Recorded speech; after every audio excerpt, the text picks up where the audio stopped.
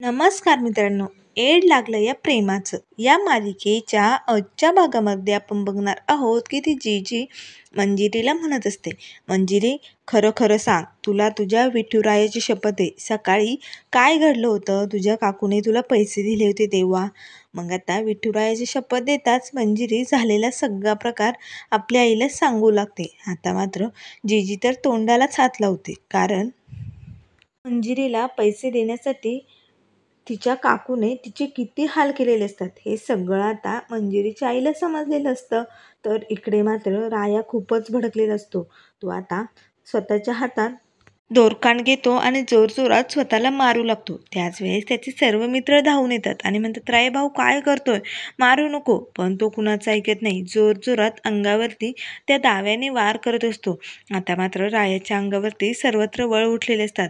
तेव्हा त्याचे मित्र त्याला पकडतात आणि म्हणतो, राय भाऊ काय करताय तू, यात तुझी काय बी चूक नाहीये, आता काय जीव घेशील का हरलास म्हणून?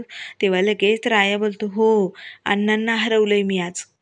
याला मात्र सारखं सारखं अण्णांचं बोलणं आठवत असतं की तू नानीतला किडा आहे, पण आम्ही तुला जिवंत केलं, तुला पोसलंय, मोठं केलंय. तर मात्र आता लगेच त्याचे मित्र बोलतात, हे बघ रायाला एवढं जीव लावून अण्णांनी पोसलंय ना, तेवढ्यापेक्षा जास्त तू त्यांच्यासाठी केलंय. तेव्हा लगेच राया आता त्याच्या मित्राची कॉलर पकडतो आणि म्हणतो, गप्प बाईस, बाप मुलाकडे त्याचा सगळा हिशोब देऊ शकतो, पण मुलगा बापाकडे हिशोब नाही मागू शकत हा. त्यामुळे आईबाप जेवढं करत नाही ना, तेवढं अण्णांनी माझ्यासाठी केलंय. आता मात्र चे मित्रही रायाला म्हणत असतात, तुला तुझे आईबाप अजून आठवतात? तेव्हा राया म्हणतो, हो, त्या दिवशी त्या दंगलीत माझ्या आईबापांबरोबर मी पण गेलो असतो, पण अण्णाने मला वाचवलं आणि अण्णाने आईचं आणि बापाचं दोघांचंही प्रेम मला दिलंय.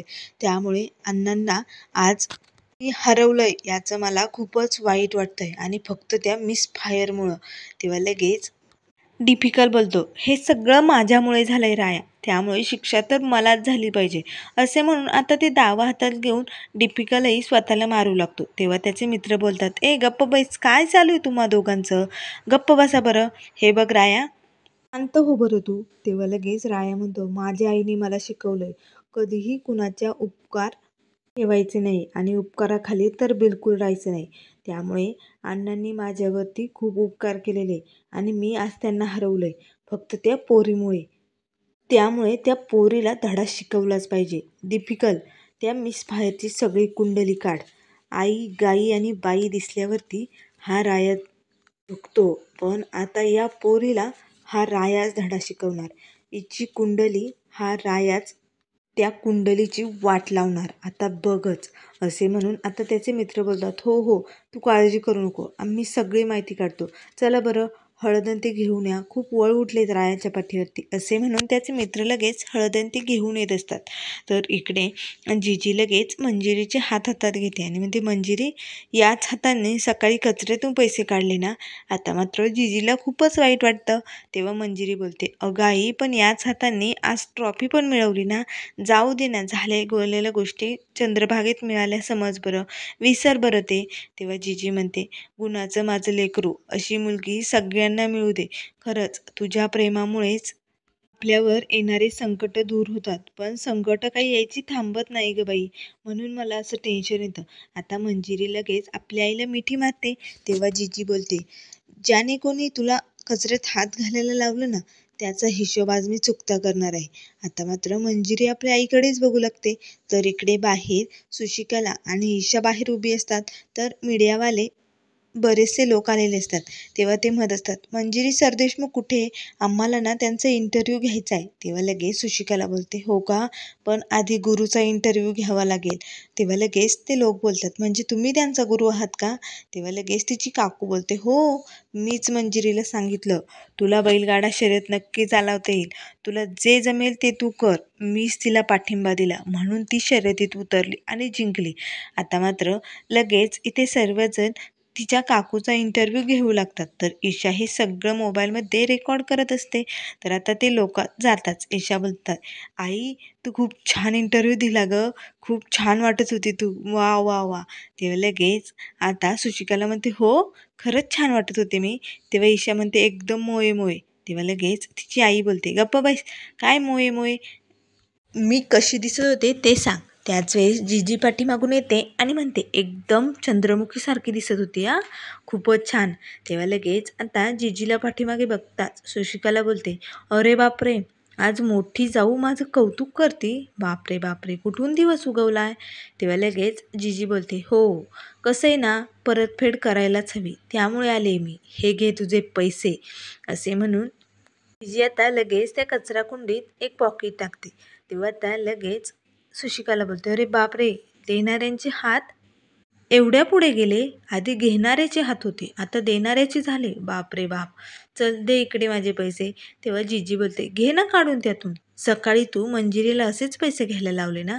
तेव्हा लगेच मंजिरी आणि नाना तिथे धावत येतात. तेव्हा लगेच काकू आता मंजिरीकडे रागाने बघते आणि म्हणते, तूच सांगितलं ना यांना फूस लावून, तुमच्या लाडक्या लेकीनेच भडकवलंय ना तुम्हाला. तेव्हा जीजी बोलते, हे बघ, माझ्या मुलीला त्रास दिला ना तू, आता घे कचरा कुंडीतून तुझे पैसे. आणि हो, यातला कचरा बाहेर पडता कामा नये हा. त्याच वेळेस कचऱ्यावाला बाबा तिथे येतो आणि म्हणतो, ताई, कचरा कुठे आहे तुमचा. तेव्हा जीजी बोलते, हे काय इथे घेऊन जा. सुशिकाला लगेच त्याच्या हातातून डब्बा घेते आणि म्हणते, जा पटकन तिकडे, नाही द्यायचा आम्हाला कचरा. तेव्हा लगेच जीजी बोलते, का गं. तेव्हा सुशिकाला म्हणते, कर्जे द्यायचे पैसे कचऱ्यात टाकतायत, तुम्हाला ना सोडणार नाही. तेव्हा लगेच आता सुशिकाला त्या कचऱ्यातून पैसे काढायला लागते. तेव्हा लगेच ईशा बोलते, ए मम्मी, मी शूटिंग काढून घेऊ का. तेव्हा लगेच सुशिकाला बोलते, तुझा फोन आणि तुला दोघींना फोडून टाके ना, गप्पा बैस. तेव्हा जीजी लगेच आता त्या कचऱ्याच्या डब्यावरती पाय ठेवते आणि म्हणते, बाजूला हो. तेव्हा आता लगेच तिला आठवतं, सकाळी तिनाही मंजिरीला असंच पैसे घेण्यासाठी केलेलं होतं. तेव्हा लगेच मंजिरी आणि नाना म्हणत असतात, जीजी जाऊ दे ना, देऊन टाक ना पैसे. तेव्हा जीजी लगेच आपल्या कमरेला पॉकेट असते त्यातून पैसे काढते आणि म्हणते, हे घे तुझे पैसे. मी तुझ्यासारखी नाही आहे कचरा कुंडीत पैसे टाकणारी. तू लक्ष्मीचा अपमान केलाय आणि तसंही घरच्याही लक्ष्मीचा तू अपमान केलाय, त्यामुळे मंजिरीची माफी माग. तेव्हा लगेच मंजिरीची काकू बोलते, नाही, मी माफी मागणार नाही. तेव्हा लगेच जीजी बोलते, हो का, मग तुझे पैसे तुला मिळणार नाही. जोपर्यंत तू माफी मागत नाही ना, तोपर्यंत मी पैसे देणार नाही. तेव्हा लगेच सुशिकाला हळूच आवाजात म्हणते, मंजिरी, मला माफ कर. तेव्हा जीजी म्हणते, असं नाही हा, मोठ्या आवाजात माझ्या मुलीची माफी माग. आता लगेच सुशिकाला, मंजिरी, मला माफ कर, असं जोरात बोलते. तेव्हा जीजी म्हणते, घे, कसं आहे ना, समोरच्याला आपण मान दिला ना तरच आपला मान राहतो. हे घे तुझे पैसे, 100 रुपये वाढव दिले व्याज म्हणून, कमी नाही या. असे म्हणून जीजी मंजिरी सर्वजण आतमध्ये जातात. इथे मात्र सुशिकाला खूपच राग आलेला असतो. तेव्हा ती ईशाला बोलते, या सगळ्यांचा कचरा करणार आहे मी, सोडणार नाही यांना. तर इकडे आतमध्ये जीजी नाना पैसे मोजत असतात. तेव्हा लगेच मंजिरी येते आणि म्हणते, खरंच देवा तुझे उपकार झाले. तिला खरंच खूप बरं वाटतं. तेव्हा मंजिरी बोलते, नाना, द्या ते पैसे, त्या सावकाराचे पैसे मी देऊन येते. तेव्हा नाना बोलतात, अगं निख्याला घेऊन जा ना. तेवढ्यात निखिल येतो आणि म्हणतो, मी माझ्या मित्रांना सांगत होतो, माझा नवा येणार आहे ना.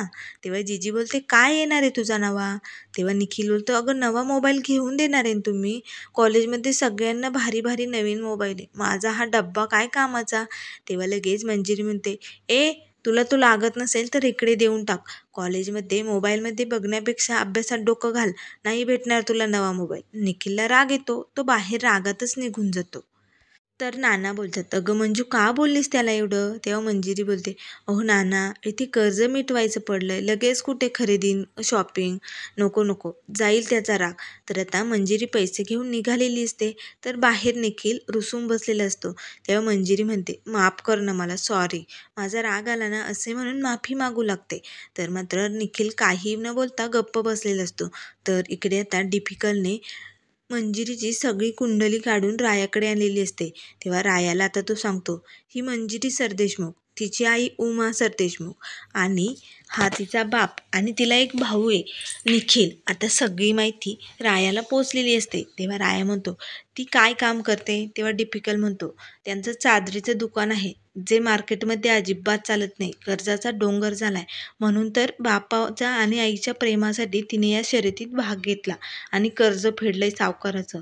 तेव्हा लगेच राया बोलतो, तिने फेडलं असेल आपल्या बापाचं कर्ज, पण इथे माझा बाप नाराज झालाय, मी अण्णाला दुखावलंय, त्याचं काय. त्यामुळे या पोरीला मला अण्णाच्या पायाशी आणायचे आणि ती ट्रॉफी अण्णाला द्यायला लावायची. तेव्हा लगेच डिफिकल्ट म्हणतो, मग वेळ कशाला व्हायला घालायचा आहे, राया भाऊ, आजच होईल हे काम. ही पोरगी आजच एका सावकाराचे पैसे घेऊन निघाली, त्यामुळे आत्ताच तिला अडवायचं आणि लगेच अण्णाची माफी मागायला आणायचं. तेव्हा राया म्हणतो, हो चला मग लागा तिच्या पाठलाग करायला, लागा कामाला, असे म्हणून आता त्याच्या मित्रांना मंजिरीचा पाठलाग करण्यासाठी पाठवतो. त्यानंतर मित्रांनो, पुढील भागामध्ये आपल्याला बघायला मिळेल इथे आता रायाने भर रस्त्यात मंजिरीला अडवलेलं असतं. तेव्हा राया म्हणत असतो, पटकन माझ्याबरोबर चल. तेव्हा मंजिरी म्हणते, नाही मी नाही येणार. तेव्हा राया म्हणतो, हे बघ, अण्णांची माफी माग, ती ट्रॉफी देऊन टाक. तू तुझ्या रस्त्याला मोकळी, मी माझ्या रस्त्याला मोकळा. त्याच वेळेस आता लगेच राया मंजिरीचा हात पकडणार. तेच आता पाठीमागनं कोणीतरी येतं आणि रायाला जोरदार अशी बॉल मारतं. तेव्हा राया म्हणतो, कोण येते? तर मात्र आता माणूस येतो आणि मंजिरीची मदत करतो. तर तो मंजिरीला घरीही सोडवायला येतो. तेव्हा जीजी म्हणते, कोण आहे हा? तेव्हा मंजिरी बोलते, मी एकटी होते ना, म्हणून मला सोडवायला आले ते. तेव्हा जीजी मनाशीच म्हणते, अरे बापरे, खूप सुंदर आहे हा. याने जर माझ्या मंजिरीशी लग्न केलं तर करेल का हा माझ्या मंजिरीशी लग्न? त्यामुळे मित्रांनो, अशाच मालिकेंच्या अपडेट पाहण्यासाठी चॅनलला लाईक करा, सबस्क्राईब करा. व्हिडिओ पाहिल्याबद्दल धन्यवाद.